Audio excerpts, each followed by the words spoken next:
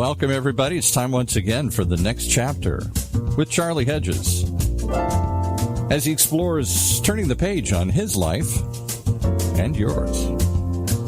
Hey, Charlie. Hi, Paul. So how goes life at OC Talk Radio these days? Well, we're at our new digs at the UCI Applied Innovation Center, and so far we're applying everything we've got to make these shows better here. And so what does it take to make a show better? Well, first of all, that's a whole podcast, I understand. That's a whole podcast. First of all, I have to get all the wires working right. That's the hardest part. And you've been at it for a month, bro. I know. I think I got another month to go. Oh, gee. The hamster cage. So, Paul, today our guest brings with her a huge potpourri of emotional tragedy, cosmic learning, and even a taste of laughter. And it's really a surprising taste of laughter, because after Soheila Adelipour tells her story, I guarantee the listeners will be unsure exactly how to respond. The one thing you will certainly walk away with is a renewed vision of the miraculous power of love. In 1979, Soheila Adelipour and her family arrived in the United States after escaping the horrors of revolution and persecution in Iran.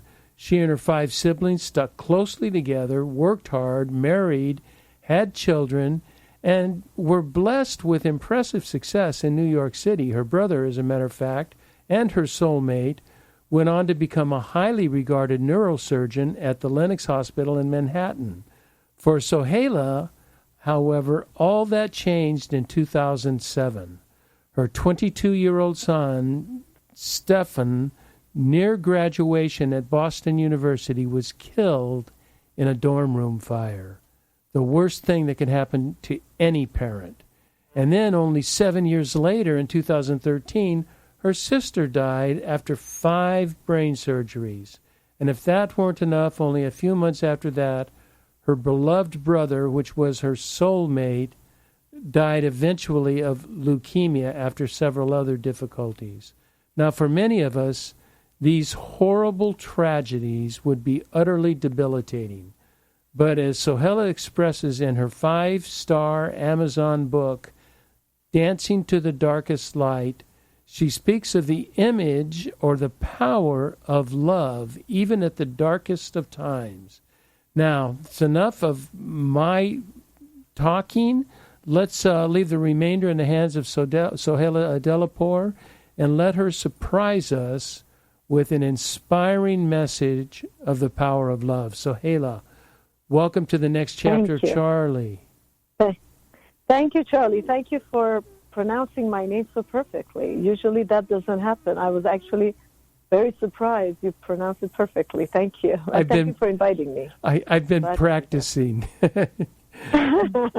Doesn't come easy. Not really. It's not a difficult name, and it's so good to have an opportunity to chat with you. Now, I don't know if the listeners need to know, but this is the second time we've done the podcast, because the first time we did it remotely, and I had a microphone in my home office, and being the technically illiterate person I am, I did not have it set up properly. So this is a second go-round. So this is going to be even more interesting, because I have further interesting questions to talk to you about.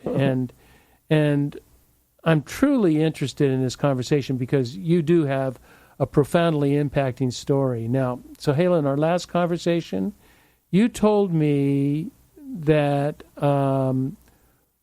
you wrote a book, Dancing with the Darkness of Light, Dancing to the Darkest Light, not Dancing to the Darkest of Light, to light, blah, blah, blah, blah, blah, Dancing to the Darkest Light. Tell me, what prompted you to write that book? To make a long story actually short, when my brother was in the hospital, he went through so many ups and downs, so many miracles and disappointments that the doctors could not believe at Mount Sinai Hospital that these things have happened. They have happened. And I kept on telling my brother that, we should write a book when you go home. And he said, yeah, when I go home, we're going to write a book together. because what he went through never has happened in the history of the medical world.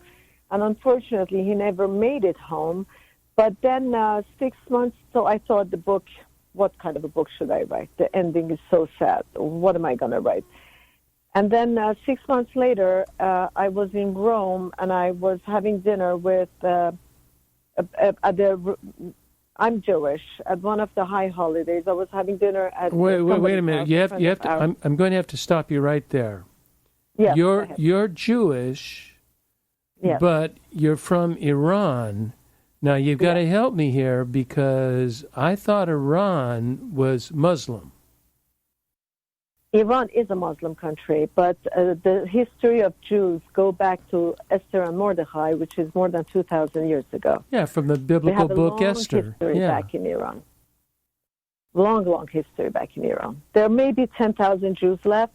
Most of them have left the country because they thought Khomeini is going to kill the Jews just like Hitler did. So right after Khomeini came to Iran, Jews left in families left one after. Most of us left everything behind because we didn't want our neighbors to know that we were leaving. So we just took our luggage, we locked the apartment, left the car, and left the country. And you said that now between New York and Los Angeles, there could be 100,000 Persian Jews. Is that right? They say so, but I don't know the exact number. But yes, most of the Persian Jews that were living in Iran, most of them are between New York and Los Angeles. Yeah, that's true. Okay, so... A lot of them went to Israel as well. A lot of them migrated to Israel because they could not get a visa to come to the United States because of 444 days of the hostage crisis in Iran. The consulate in Iran did not exist anymore, so getting a visa was impossible, so they had to migrate to other countries. Oh, I see. And through them to come to the United States, yes. It's all in the book, yeah. Okay, so that explains how you are of Jewish heritage from Iran. Now, you were invited to attend High Holy Holiday or High Holy religious day of Seder, and you have a very interesting story of your experience at the Seder that I think really not only leads to the book, but it gives us an idea of the entire experience that you went through. Yeah. Well, I was sitting at the dinner table, and it was about 6 months after I have lost my brother. And the person next to me, we've met for the first time, the Italian gentleman, he asked me to say the prayers for the Seder that night. And I kept on saying, no, thank you. I declined. And he said, why not? And I said, it's a long story. And, God and I, we don't have such a good relationship now. I have been trying to contact him and tell him, can you hear me now? Obviously, he couldn't hear me, or he ignored me. And he kept on asking me, what's the story?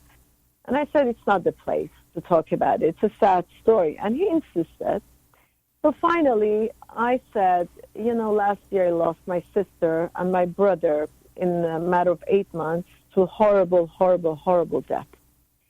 And I did not mention my son. And he looked at me and he continued on eating. He took a sip of his wine and then he looked at me and he said, I understand that it's very hard to lose a sibling or two, but you're going to survive that. I promise you're going to survive that. However, I heard that when you lose a child, life is never the same after that. So I looked at him and I said, by the way, I lost a 22-year-old son in a fire accident in Boston as well. And right there and then, when I saw the look of horror on his face and the way his eyes were shocked, I realized right there, honestly, right there, I realized that my story is a horror story. I mean, my story is what people wouldn't even probably have in their worst nightmares. So, and he didn't speak to me for the rest of the night. And after that, it made me think that, I should turn around this story. I should change my story. I don't want this to be my story for the rest of my life.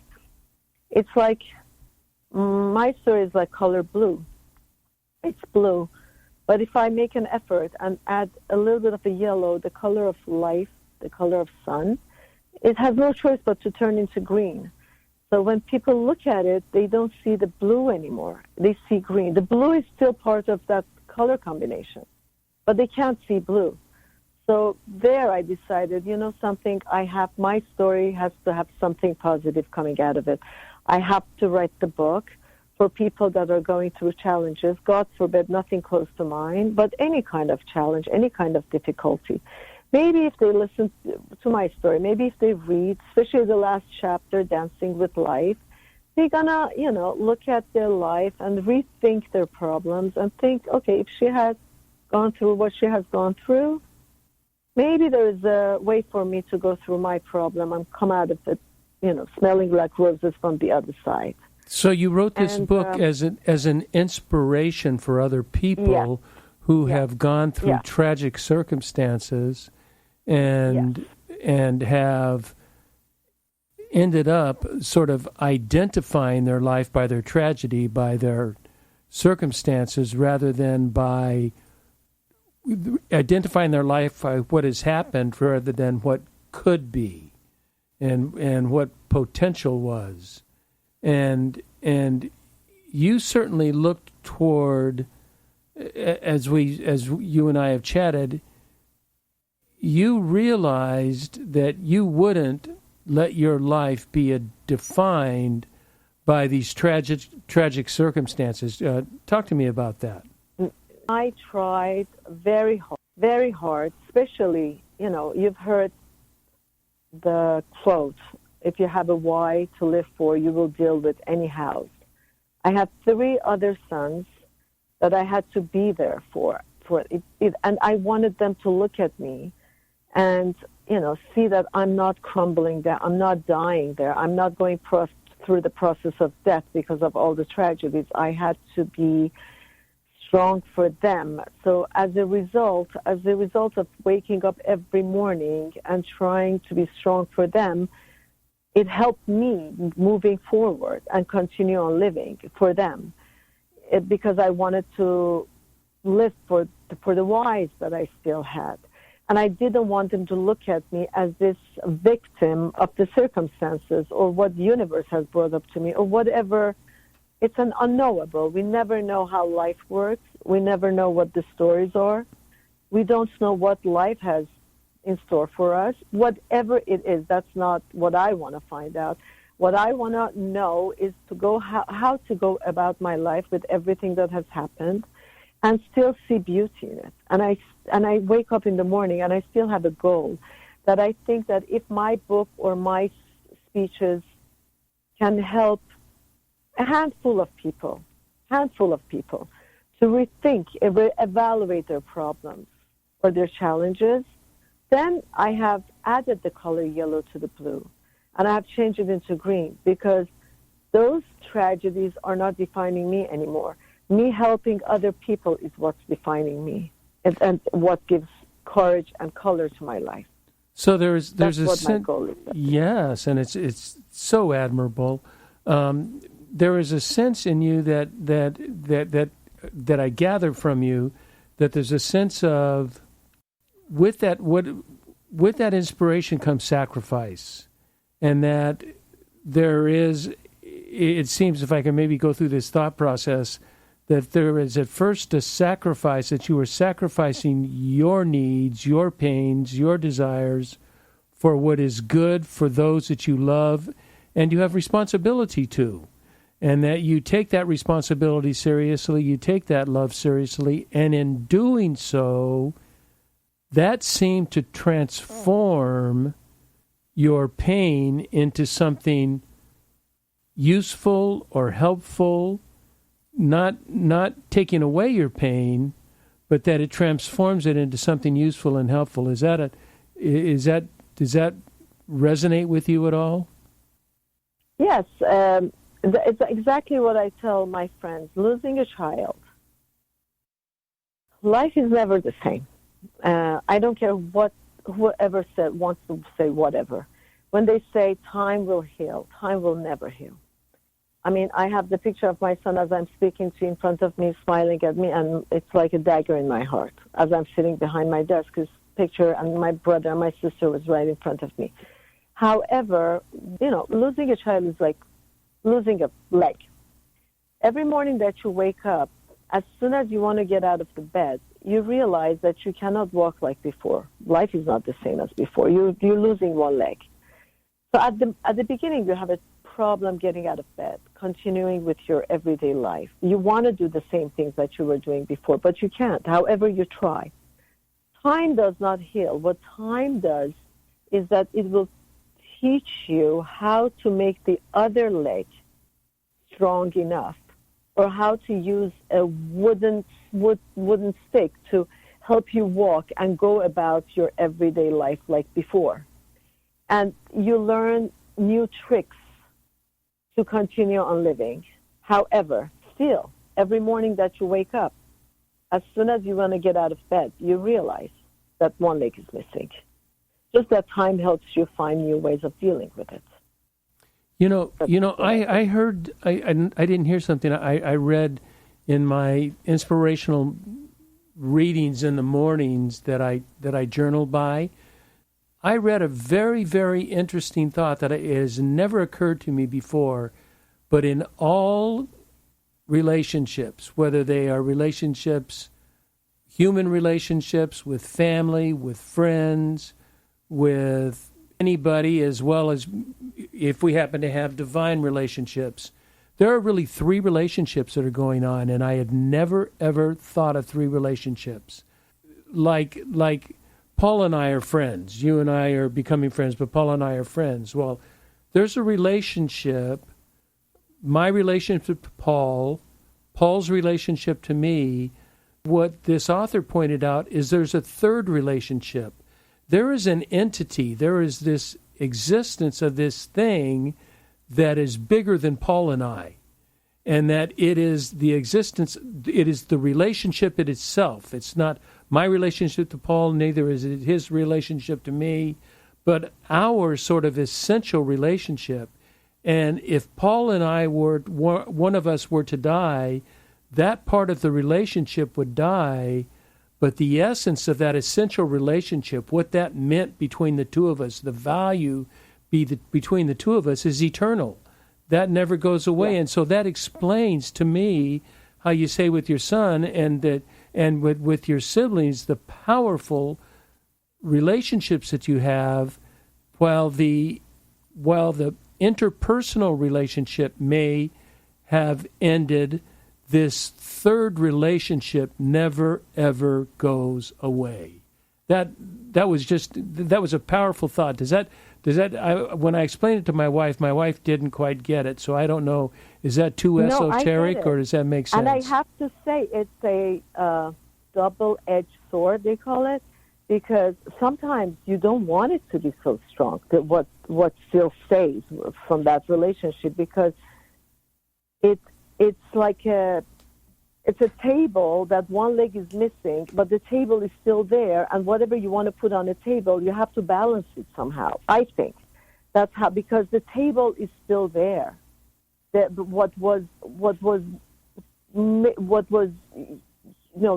thing that was there to be used and everyday use, and it's still there. It's just that, as you said, one person is one part of it is missing that you think is just one leg, but once the leg is gone, the table, balancing the table, is still for me. And I'm talking from my experience. I'm not saying it is for you like that. But for me, it is a challenge every day, because as you said, the essence of that relationship is still with me every day. But it's hurtful. It hurts. It hurts because it's there, but it's not there.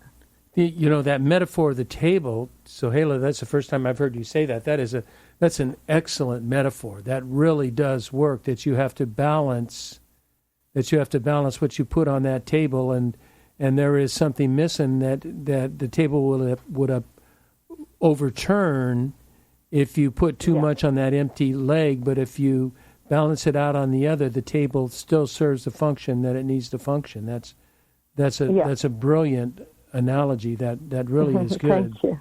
So Thank you. You know, it seems to me that you have discovered how to transform the most horrendous of human pain, and you've transformed that into inspiration and love. As we have talked, that is those are big ideas with you. Can you tell me, how did your 3 children and your other family members that are very close to you, is their role in drawing you out of pain and into this sacrificial and what turned out to be ever-fulfilling love? How did your children and family members draw that out of you? My children were very grateful when they saw the next day, the Thanksgiving weekend. I lost my brother on Thanksgiving weekend, which to him was the most important day of the year, more important than any religious holiday, because he was so proud to be an American and to be in this country. To him, it was a holy day through and through. And he happened to die on that weekend. And that week, the day after, my sisters, my mother, they were all in the room under the blanket. None of them left their room or their apartment. None of them. And I woke up in the morning, and I swear to universe, because I don't know if there's a God or not. Sure. That I called my kids, and I told them, you know, it's Thanksgiving weekend. I heard Saks Fifth Avenue has great sales. So let's go shopping and then go have lunch on Madison Avenue. And my kids thought that I had gone crazy.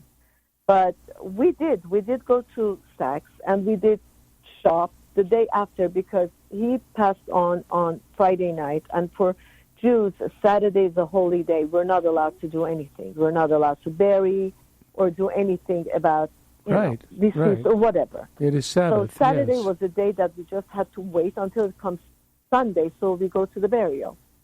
And we did shop, and we did go to lunch afterwards, and we talked about my brother. We talked about Stefan, my son. We talked about my sister. We talked about how cruel life could be, and it's fair, it's not fair, life is fair, about everything. And they were so appreciative that they thought they had lost me, because during 8 months of hospital stay for my brother, I was his 100% match when he had leukemia. So I had given him 2 bone marrows, which he was cancer-free, and we celebrated so much at the hospital because he came out of the woods. But a week after, his liver stopped functioning because of a situation called GVH, graft versus host disease. But usually it's something small when you give a new cell into a foreign body. And in his case, the worst has happened. It was his liver that stopped functioning and turned yellow. And they told us that his bilirubin, instead of being 0, was 56. And the doctors told us that he's going to die in 5-6 days.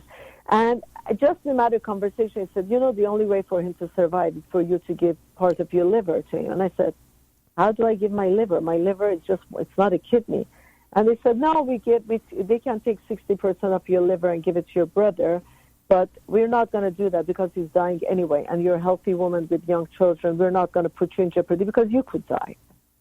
Make the long story short, I started begging, and finally they agreed to do it on Friday. On Friday, we went under surgery. Obviously, I didn't die, and he survived as well. So this is one of the miracles that happened. And it was the first leukemia patient that survived bone marrow transplant, and that was given the liver of the same donor, and he survived that too. First ever. A lot of things have happened. So I had invested a lot in my brother's sickness, which my sisters, because they were not a match, they didn't invest so much. So my kids, my boys, thought for sure after my brother died from pneumonia in the hospital, they thought that I'm done with, I'm finished. But I had to prove to them that I'm not. So that's why I told them, listen, life goes on, we move forward. I did whatever humanly possible I could do for my brother, I did. And from now on, life is about the living, you guys. Because bygones are bygones. He's gone. There's nothing I could do now. Whatever I could do, I did in 8 months. From here on, it's about you guys and people that I love. So, that's such an amazing attitude that it is so counterintuitive. Yes, and yet it is contra human nature that we are so overwhelmed by pain and think we are so familiar with it that we tend to let it take over, and you just refused. What type of character do you have that helped you to do that that so many people don't have? I've that been told character? I'm strong, but I don't think I'm strong. I just think, as you said 15 minutes ago, I don't want to be identified by these things. And I think I always thought it is what it is, so what's next? But if I can tell the audience about the Mona Lisa story that we discussed. I really want to hear the Mona Lisa story, but I think before we hear that story, it is time for us to take a break, and then I will get right into your Mona Lisa syndrome. Yeah.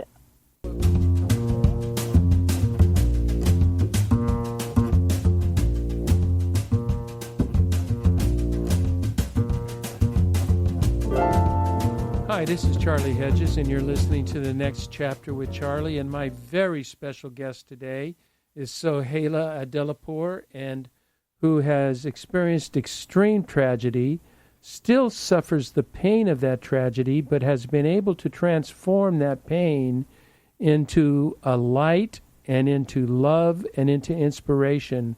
And my question to her was, where did she find the wherewithal to do that?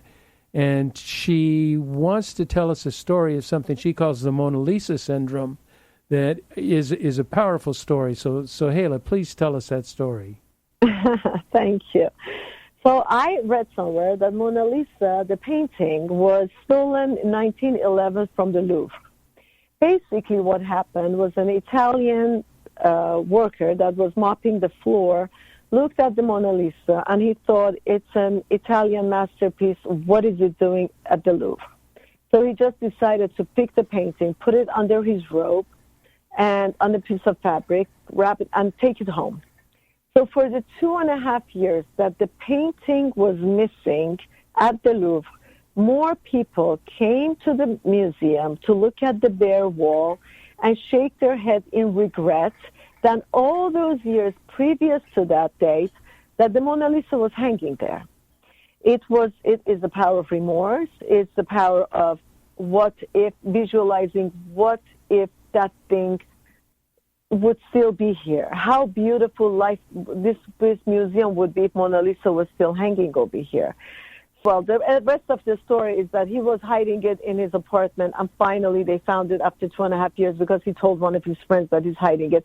And they brought it back to the museum. But how I look at life is exactly, when I call it the Mona Lisa story, is that I realize that every morning that I wake up, that my masterpiece was taken away from me at an early age.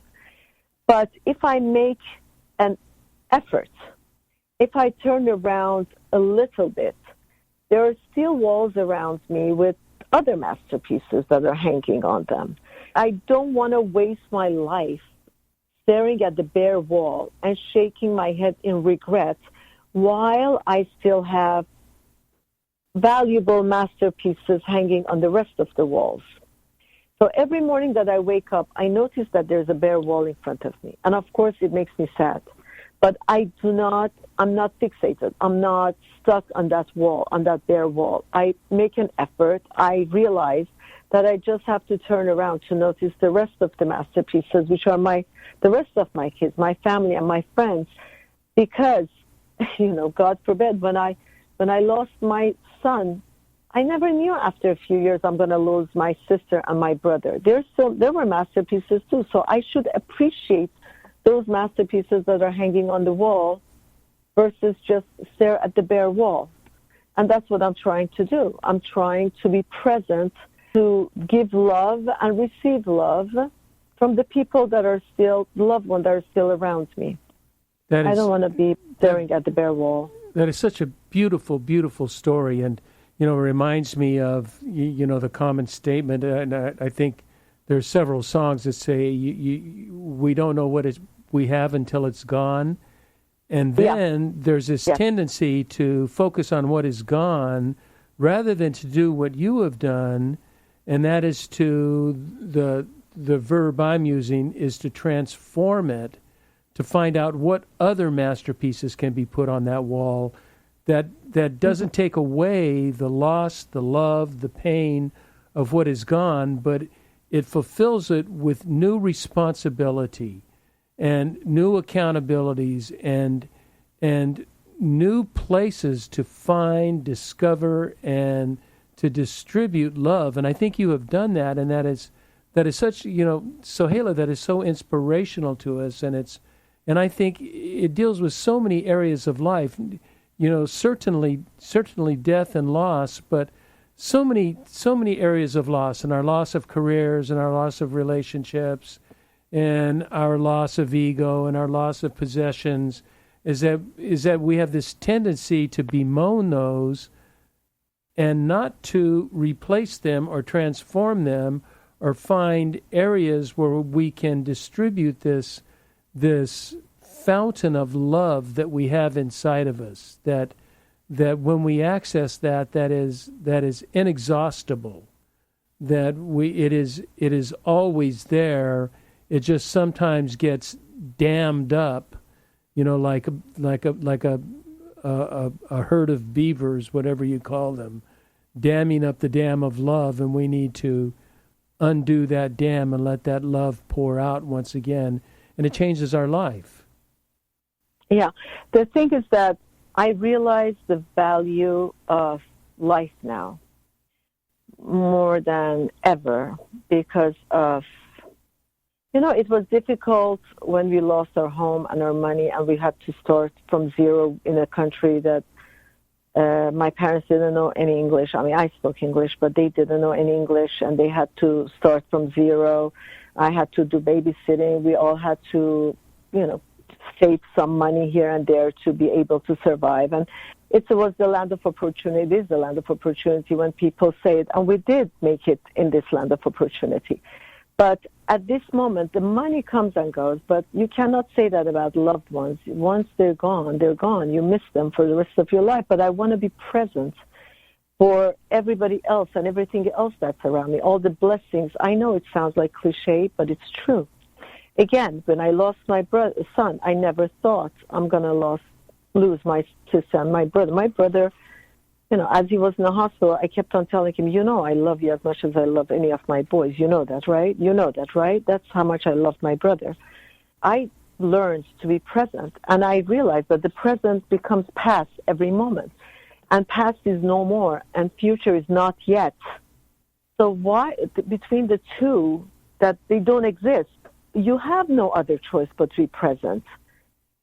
So, and I want to be here for the ones that are still here, and as long as I'm still here, and to love them, and appreciate them, and enjoy them, and celebrate them. That's what my plan is. What an inspiring story! I read poetry a bit, and one of the most renowned poets, T.S. Eliot, in a volume of poetry that he wrote, the Four Quartets, he writes repeatedly about beginnings, about endings and beginnings, and he writes in life the sort of the model of life is every end is the beginning of something else. That's an easy take in some situations, but in your situation, that's a real hard pill to swallow.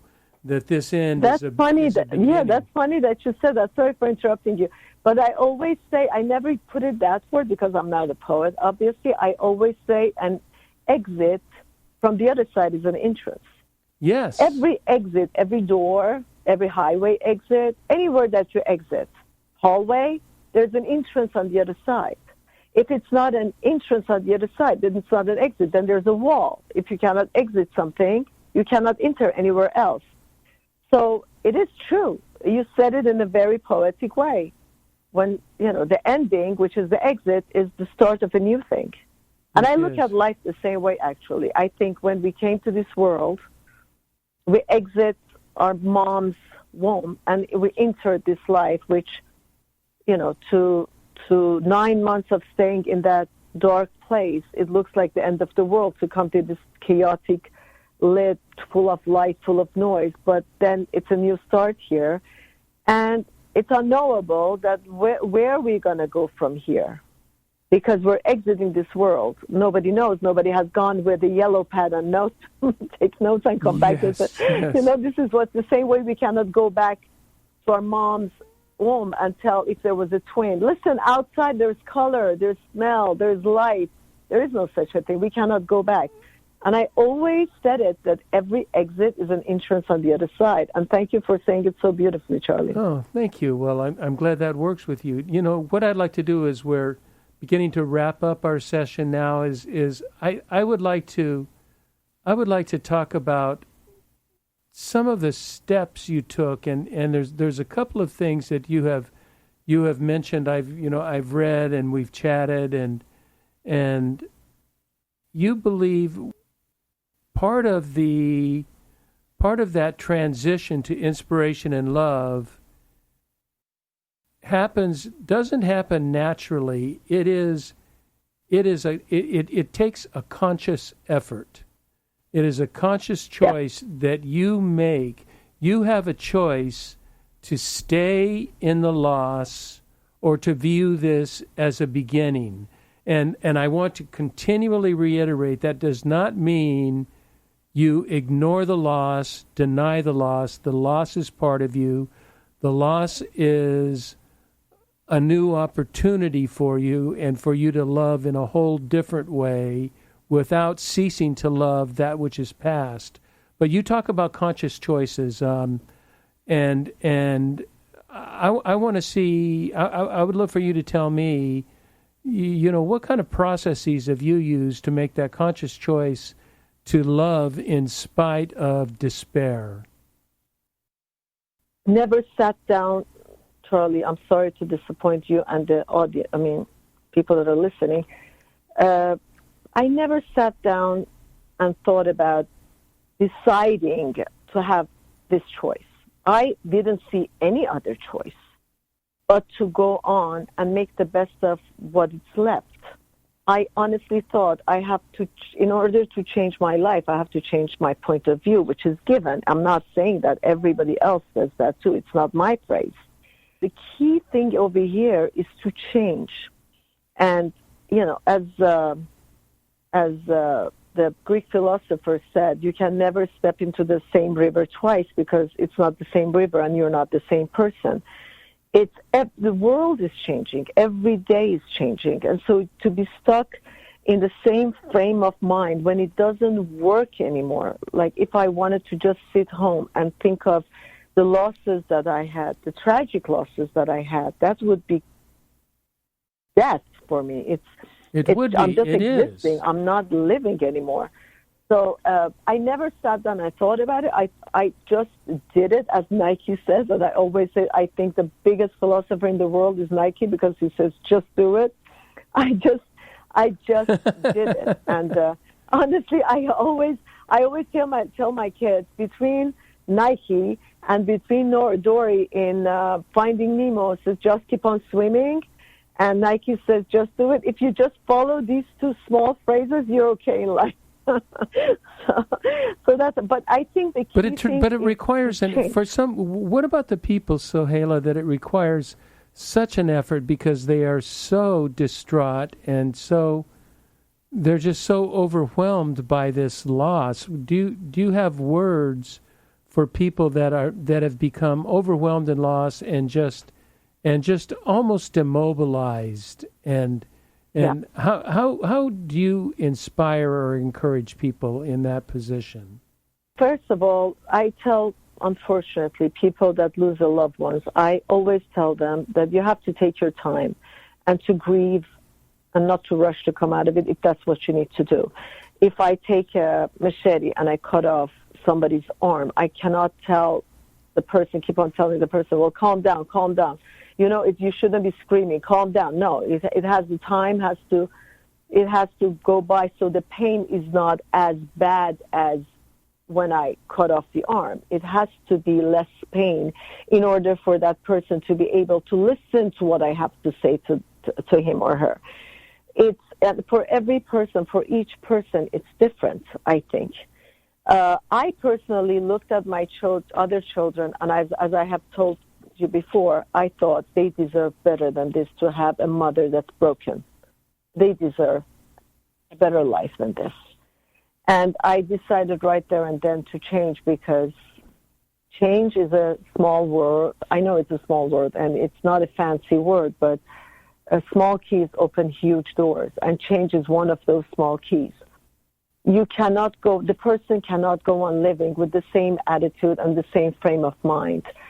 You have to change your point of view. You have to change the way you thought about life and put your emphasis on the rest of the masterpieces. Again, going back to that story, the rest of the masterpieces that you own around you. Or find another way of finding a purpose for your life. Life doesn't, if you're waiting for God to show you the purpose of your life, it's not going to. God is not listening. And a lot of dictators thought, they're saying that it's God's message to them to kill all these people because it's the purpose of their life. No, God doesn't do that. You find the purpose of your life. You find how to go about this and how to find meaning, as Viktor Frankl says in his famous book. How to find meaning. And to live for the whys in your life and not the why nots. The emphasis is to live for the whys in your life and not the why nots, because it the is whys what in the it house. Is. Yeah. The unfortunate until tragedy has happened. Yeah. You don't want to make that tragedy a worse tragedy by ignoring the rest of the loved ones that are around you and damaging them for the rest of your life. They're damaged enough. You know what I'd like to do now is I would like to have my final question for you, and that is, without rehearsing the entire chapter, I would like you to just give me the couple of high points, and that you have emphasized a few times in writing and in chatting that the closing chapter of your book, which is titled "Dancing with Life," is especially meaningful for you. Why is that? Because I believe that life, living in this world is like, because I like dance. I like to dance. Music changes my mood 100%.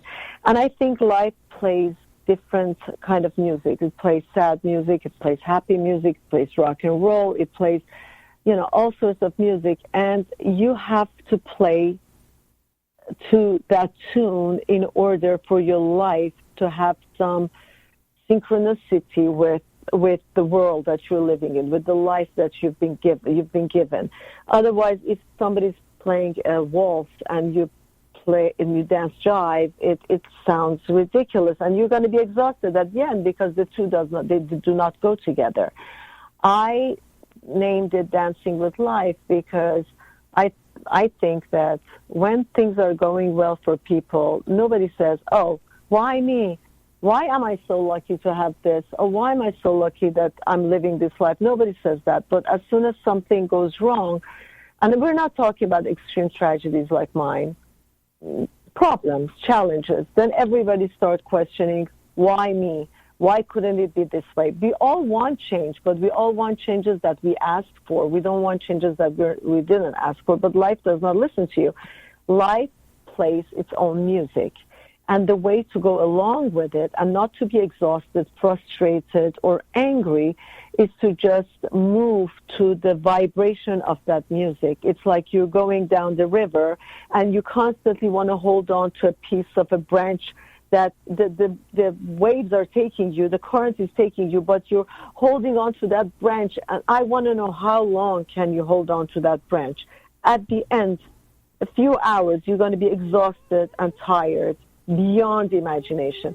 It is much better to let go and then just float over the waves and go along with the waves, because you never know where you're gonna end.